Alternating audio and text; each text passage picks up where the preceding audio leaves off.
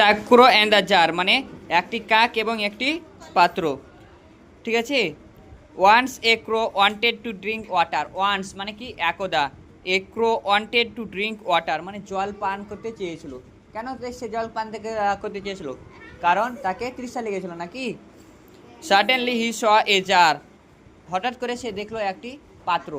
Suddenly হি স এ jar, হঠাৎ করে সে একটি পাত্র দেখলো। হি ওয়েন্ট টু ইট, সে এটার কাছে চলে গেলো। এটা বলতে কার? সে পাত্রটির কাছে মানে কলসিটার কাছে চলে গেলো। But there was a little water in the jar, খুব সামান্য পরিমাণে জারের মধ্যে জল রয়েছে। ঠিক আছে। তারপরে কি বলেছে? গেট, তারপরে the crow could not get it at it, সে জল সে সেখানে পৌঁছাতে পারছিল না। ঠিক আছে।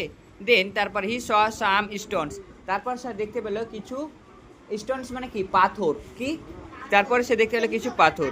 The clever crow brought the stones with his beak, চালাক কাকটি কী করলো? সে পাথরগুলো ঠোঁটো করে করে নিয়ে আনলো।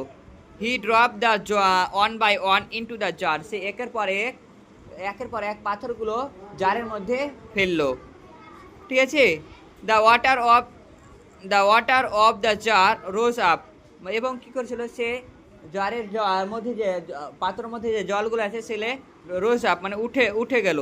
The crow drank water happily, এবার কি হলো যে কাকটি আনন্দ সহকারে সে জল পান করলো।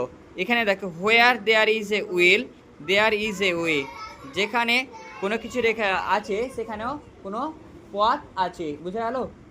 মানে যেখানে সমস্যা রয়েছে সেখানেও সমাধান রয়েছে, এক কথায়।